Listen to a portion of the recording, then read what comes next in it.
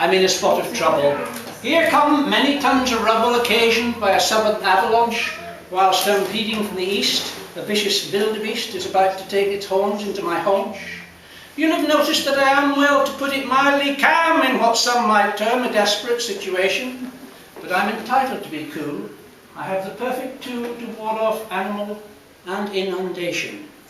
I use my Swiss Army wife. She always saves my life. She deflects the falling rocks away from me, which lays out the fierce canoe, that's a wildebeest to you, which she sings up 3 hours later for my tea. She's got gadgets in her elbows, a chainsaw around her pelvis. She has implements for other folks of muscles. My missus has more uses than a wigwam has papooses, and there's not an ounce of rust in her corpuscles. Another day, another plight. I have crashed my microlight on a lonely Himalayan mountain chop, and I'm clinging from a cliff with my fingers getting stiff above a sheer 800-metre drop. The abominable snowman who is clinging to my Gucci shoe keeps dropping rather titillating hints. He's a Yeti, name of Betty, and he wants us to go steady. And he's not had sex since King Kong was a prince. But my Swiss Army wife, the saviour of my life, arrives beside us in a helicopter. After a tremendous fight with the hairy transvestite, she drops him, or should that be, she drops her. My domesticated wizard then flies me through a blizzard across deserts, storms and horrid hostile lands, gets me home in time for supper and a welcome warming cuppa. Then we watch her favourite video, scissor hands. But I must confess that this picture of domestic bliss is in fact a swiftly fading memory. Every morning that I wake up I contemplate the breakup occasioned by my infidelity.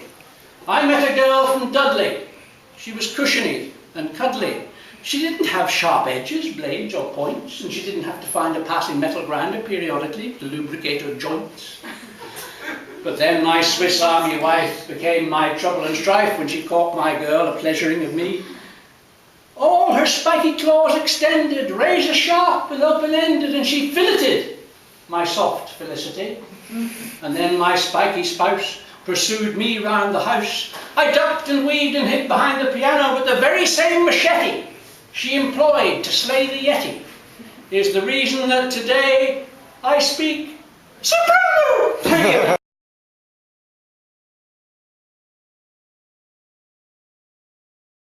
Your first teeth aggravate. My foot, that'd be a good trick. My foot propels the pram wheel back and forth. You grizzle, I read Audubon, it's 2 a.m. If we were guillemots, my son, this house, my chair, the bed on which your mother sleeps upstairs would be superfluous. You would have fought your way out of a pear-shaped egg on 4 square inches of Clomore or Ailsa Craig, in slanting rain and 40 knots of wind. I would have sat on you, my beak and body your defence against those black-backed cannibals hovering ceaselessly, just out of pecking range, watchful for unprotected chicks, whilst Mum went bargain hunting in the supermarket sea, coming home weary and crop full. One consequential day we would have waddled, you and I, to where a lip of granite gave a dizzy prospect of your future. You'd have stared at it, at me, then jumped. A small unguided missile plummeting 300 feet, nursery, primary and secondary education past in moments. I would have screamed encouragement, swooped down to where you bobbed bewildered in the waves. We'd paddle outwards from the cliffs, you and your stark new element, cork buoyant in my wake, the learning curve of an Arctic wave, your finishing school.